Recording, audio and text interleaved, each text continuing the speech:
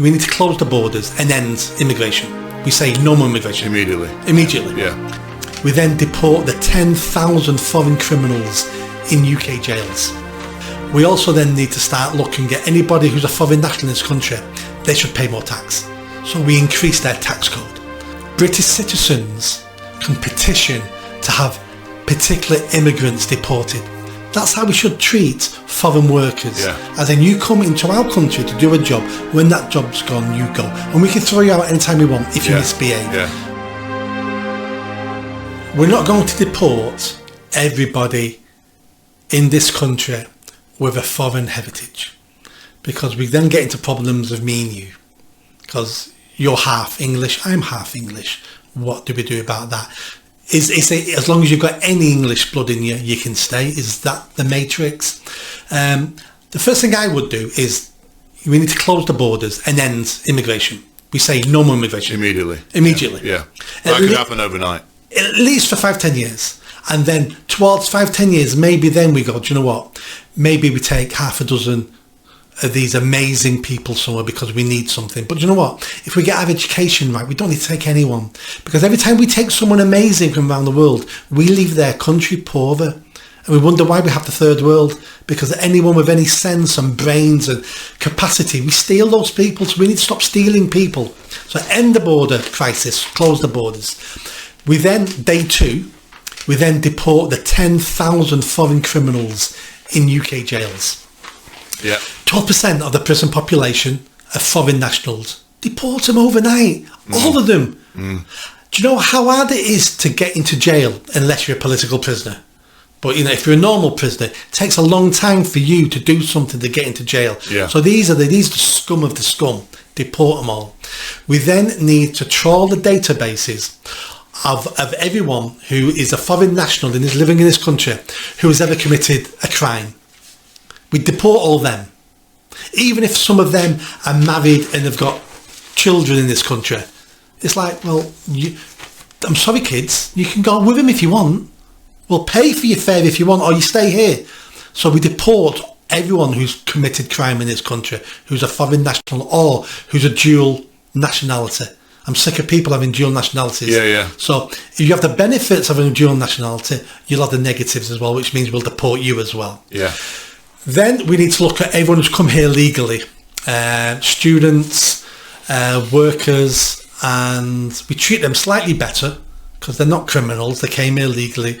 And we say to them, right, you've got 2-year visas, 18 months left on your visa. I'm letting you know it will not be renewed. You need to start making plans. And we start saying to people, you all need to start going home. You're adding nothing to the community or to the country. You've all on visas. They're all going to be cancelled. We're giving you time. Start selling your stuff and start moving home. And we start telling them. We also then need to start looking at anybody who's a foreign national in this country. They should pay more tax. So we increase their tax code. So everyone not born in this country will pay 1 or 2% more in income tax. We then also stop foreign nationals accessing any of our benefit system, accessing major parts of our NHS. I don't want an immigrant being knocked down the street and just lying there bleeding to death. They'll still get emergency care, but everything else will go. And we basically say to all immigrants, you're coming here to benefit us. At our pleasure. I'd also start something as well where British citizens can petition to have particular immigrants deported. And if they can get so many signatures and they can fund a court case and they can show why this particular immigrant needs to be deported, I would have a way of British citizens to deport guests in this country. We need to change the whole system. I want to talk about something called the ILR. Have you heard that? Which is the indefinite leave to remain. Have you heard about that?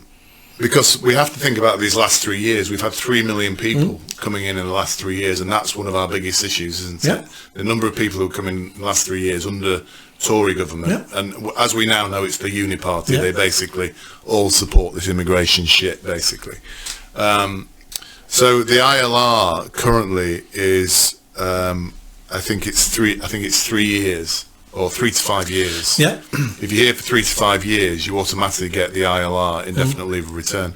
That can be changed at any time. All cancelled. Yeah, can be all cancelled. Yes. All asylum. Yeah. Cancelled. Yes.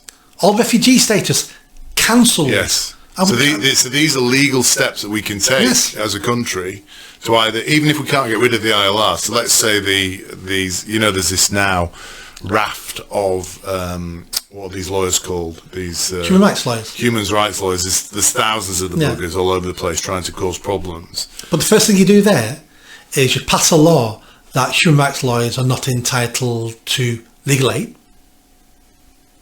They go overnight. So you can still have legal. Oh, I didn't know they got legal aid. Yeah. So, oh, really? Yeah. So some of it will be charity funded, but a lot of them are claiming legal aid. Yeah. So we stop all that. Yeah. We also need, but to do any of it, we'd have to pull out the ECHR. So once we pull out of that, there is no human rights legislation, so they're all defunct. Yeah. Just do that at the beginning. So we could extend the ILR to 10 years or 20 years to give us time to work out what to do as well. So that's something we could do in this. So I think there are processes and steps we can take.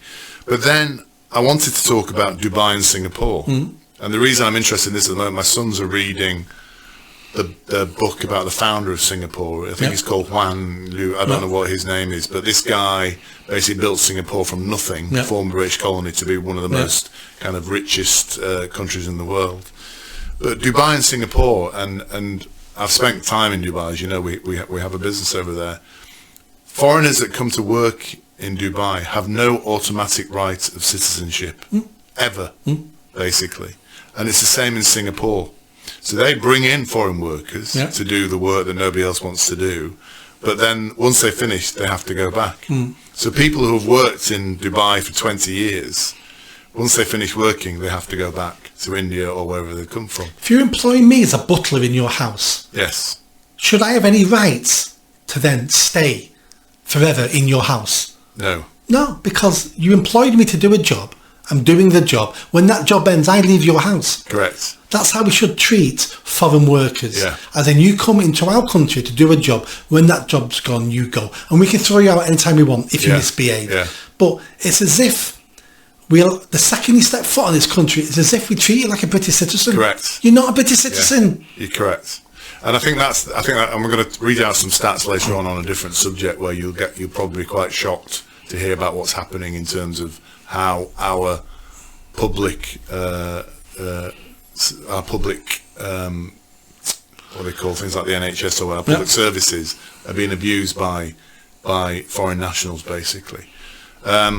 But what I'm trying to say is there is a model that can work for England, like Dubai or like Singapore, where we don't have to automatically think as soon as somebody arrives, we need to work out how they're going to become a permanent resident. There almost seems to be an obsession with saying anybody who comes here will have a right to become a British citizen. Where did that idea come from? I've absolutely no idea. I don't think anybody who wasn't born here should ever be able to become a British citizen. Yeah. I think you may end up living here, because you're now married to someone. Yeah. But I don't think at any point you should be able to vote. You're not a British citizen. Yeah. You're a foreigner who now lives here. And how have we ended up like this? If you look at other countries like Dubai, like Singapore, like even America, there's no automatic right in America to become an American citizen, is there? No, but we've followed their lines. Lots of people, if you come legally to America, there is a route of becoming a legal citizen. Yeah. So what I'm saying is there's no reason for us to be like we are. We can change that and we can become like Dubai or Singapore, which, by the way, are incredibly successful economies. Yeah. Very, very high GDPs, So we seem to have created this welfare system, and now we've embraced the world to come here and use it, basically, and then become citizens in our country. For people who say there's no way we're going to deport millions and millions of people, we haven't got the organisation, when I say some of them we're going to have to deport physically, like the prisoners, deport them.